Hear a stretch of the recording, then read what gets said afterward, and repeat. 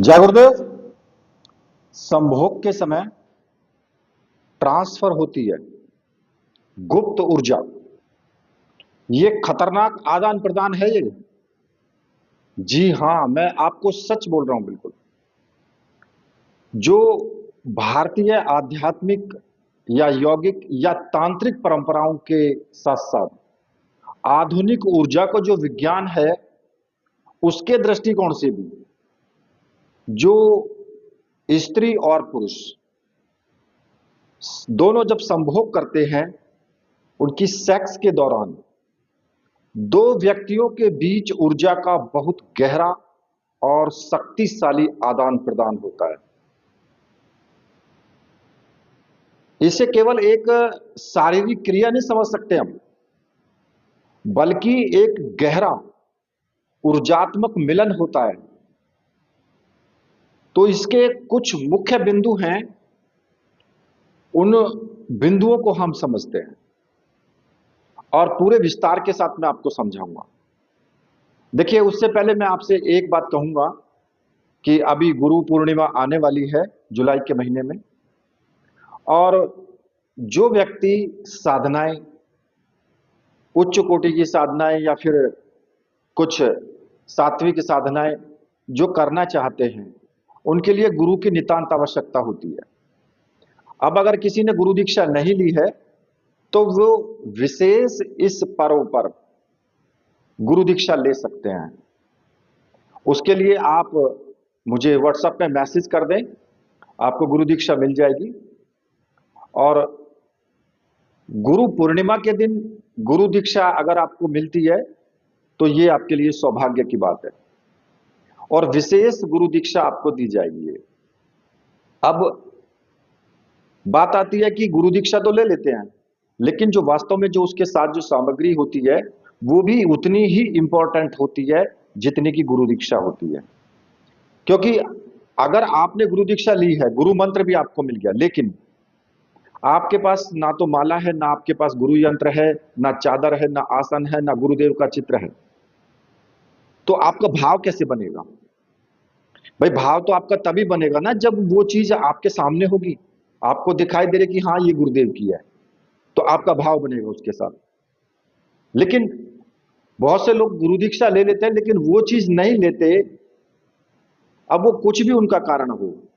लेकिन मेरा कहना आपसे यह है कि गुरु दीक्षा के साथ साथ गुरु सामग्री जरूर लें, ठीक है? उससे आपका भाव बनेगा।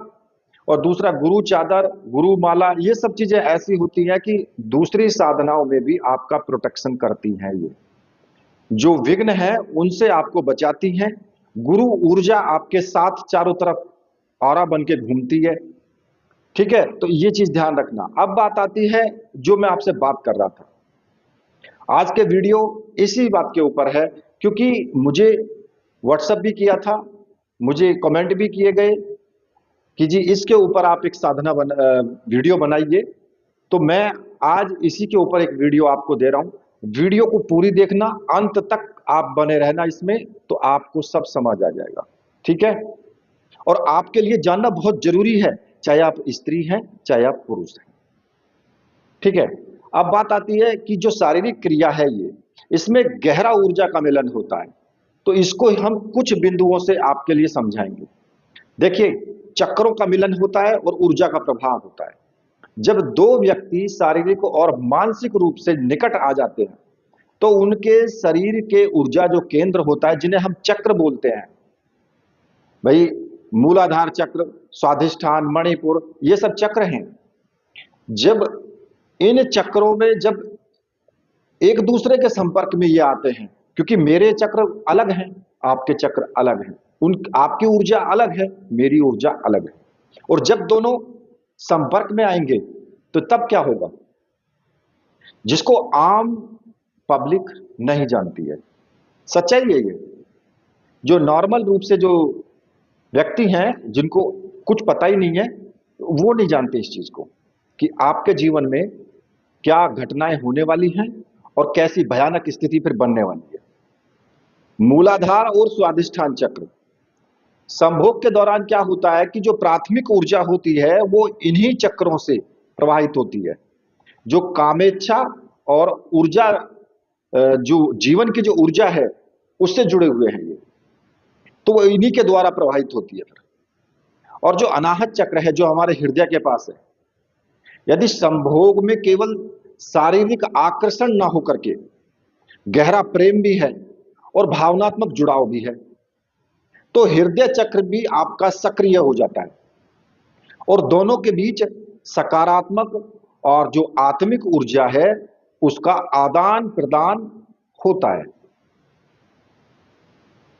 आभा मंडल का भी आपस में मिलना, जो ऑरा होता है हमारा, हर व्यक्ति का अपना एक ऊर्जा क्षेत्र है, अलग अलग होता है सबका। और ये जो ऑरा होता है, जो आभा मंडल जिसको बोलते हैं, संभोग के समय पर दोनों व्यक्तियों का आभा मंडल पूरी तरीके से एक दूसरे में मिक्स हो जाता है। और ध्यान देने योग्य बात यहां पर यह है कि इस मिलन के कारण सामने वाले व्यक्ति के विचार, उसकी मानसिक स्थिति, तनाव या सकारात्मकता का असर दोनों व्यक्तियों पर पड़ता है। यदि कोई व्यक्ति मानसिक रूप से परेशान है, नकारात्मक ऊर्जा से भरा हुआ है, तो वो ऊर्जा संभोग के दौरान एक दूसरे साथी में आदान प्रदान हो जाती है। और ये सबसे बड़ा खतरनाक विषय है यहां पर। खैर मैं आगे बताऊंगा इसको, पूरा संक्षेप में नहीं, पूरा विस्तार में बताऊंगा। अब बात आती है प्राण ऊर्जा का क्षय होना, मिट जाना, या उसका रूपांतरण हो जाना, उसका बदल जाना। ऊर्जा का व्यय जो है ना, जब हम सामान्य, जैसे कि सामान्य जो कामुक संभोग होता है, उसमें शरीर की बहुत बड़ी मात्रा में जो जीवन शक्ति होती है, जिसको हम वीर्य बोलते हैं, उसका व्यय हो जाता है, वो निकल जाती है। इस क्रिया के बाद आपको थकान महसूस हो सकती है और होती है। ऊर्जा का ऊर्ध्वगमन, यदि इसी ऊर्जा को सही समझ करके योग तंत्र के माध्यम से अगर अनुशासित तरीके से इसको ऊपर उठाया जाए, तो ये ऊर्जा शरीर में नीचे की ओर बहने के बजाय कुंडलिनी शक्ति ऊपर की तरफ उठती है, जिसे ऊर्जा का ऊर्ध्वगमन भी कहते हैं। और ये आध्यात्मिक चेतना को जगाता है आपकी। ठीक है, अब बात आती है कि शारीरिक स्तर पे भी इस दौरान जो शरीर में ऑक्सीटोसिन और डोपामाइन जैसे कुछ हार्मोन्स निकलते हैं शरीर के अंदर से। आप YouTube पर या फिर नेट पर, आप गूगल पर भी सर्च करके देख लेना। ये इस तरीके से कुछ हार्मोन्स निकलते हैं जो लव के हार्मोन्स होते हैं, प्रेम के हार्मोन्स होते हैं। जब दोनों पार्टनरों के बीच एक गहरा और अदृश्य भावनात्मक ऊर्जा का बंधन बना देते हैं ये दोनों के बीच में, अब संभोग के दौरान जो आदान प्रदान होता है ना, वो बेहद तीव्र होता है, बहुत तेजी के साथ होता है वो। और भारतीय संस्कृति या प्राचीन शास्त्रों में इस क्रिया को पवित्र माना गया है और उसे केवल उस व्यक्ति के साथ संबंध में जुड़ने की सलाह दी जाती है जो मानसिक रूप से, आध्यात्मिक रूप से और भावनात्मक रूप से दोनों का सामंजस्य हो। अब बात आती है कि पति और पत्नी। देखिए, जब पति है और पत्नी है, दोनों एक साथ रहते हैं, तो उनका दोनों का ऊर्जा एक साथ मिक्स हो जाती है। दोनों का ऑरा जो है वो बिल्कुल एकदम, अगर आपका पति पूजा पाठ आध्यात्म के क्षेत्र में है, तो आप आधी शक्ति तो उसकी स्वयं ही ले लेती है, क्योंकि जब आपके बीच संभोग क्रिया होगी तो आपके पति का जो ऑरा है, उसकी जो शक्ति है, ऊर्जा है, वो आपके अंदर स्थानांतरित हो जाती है, मतलब कि वो आदान प्रदान हो जाती है। और अगर स्त्री पूजा पाठ करती है और उनका जो पति है वो पूजा पाठ नहीं करता है, तो फिर जो स्त्री के अंदर जो ऊर्जा है, आध्यात्मिक ऊर्जा है, वो ऊर्जा उसके पति के अंदर भी हस्तांतरित हो जाती है। तो देखिए, यहां जो मैं समझाने वाली बात आपको कह रहा हूं कि जो एक भक्त होता है, एक मतलब मैं आपको ना मोटे विषय में समझा रहा हूं, मोटे भाषा में, बिल्कुल एकदम स्पीडली खोल करके। एक जो भक्त होता है, तो भक्त की जो पत्नी होती है ना, वो भगतनी बन जाती है, ऑटोमेटिक ही बन जाती है वो। क्योंकि जो अपनी ऊर्जा वो भक्त संजो करके रखता है, वो ऊर्जा ऑटोमेटिक उसकी पत्नी को मिल जाती है। इसी प्रकार से मैंने देखा है, और बहुत कुछ देख भी रहे हैं इस समाज में। मेरा कोई ऐसा विषय नहीं है कि भाई मैं किसी पर आरोप रखूं, लेकिन ऐसी बहुत सी चीजें हो रही हैं कि पुरुष कहीं बाहर, स्त्री कहीं बाहर। अब होगा क्या? जो सामने वाला व्यक्ति है, या सामने वाला कोई भी व्यक्ति है, चाहे वो स्त्री है या पुरुष है, उसका आपको नहीं पता है कि उसके अंदर ऑरा कैसा है, उसके अंदर नकारात्मकता का भाव है, या फिर उसके अंदर सकारात्मकता है, या उसके अंदर छल कपट सबसे ज्यादा है, या उसके अंदर प्रवृत्ति ऐसी है जो क्रोध की है, मारण प्रवृत्ति है। तो वही सब फिर आपके अंदर भी आएंगे, वही गुण आपके अंदर भी आएंगे। भले ही आप कितने भी आप पूजा पाठ करते हैं, कितने भी आप अपने तरफ से बिल्कुल एकदम सात्विक हैं, लेकिन अगर आपने कहीं दूसरी जगह संभोग कर लिया, मैं खासकर पुरुषों के लिए भी बोल रहा हूं, तो आपकी जो ऑरा है, आपकी जो ऊर्जा है, वो आपकी बाहर निकल जाएगी, और जो उसकी जो नकारात्मकता है, वो आपके अंदर प्रवेश कर जाएगी। ये सच है बिल्कुल एकदम। और अगर सामने वाला व्यक्ति जो है, उसके अंदर जो भावनाएं हैं वो अच्छी नहीं है, वो व्यक्ति सही है ही नहीं, उसके अंदर ना दया है, ना धर्म है, ना उसके अंदर किसी प्रकार का ऐसा है कि भाई वो बहुत ज्यादा लोगों की सेवा करता हो, या आध्यात्म क्षेत्र को मानता हो, चोरी छल कपट सब कुछ उसके अंदर भरा है।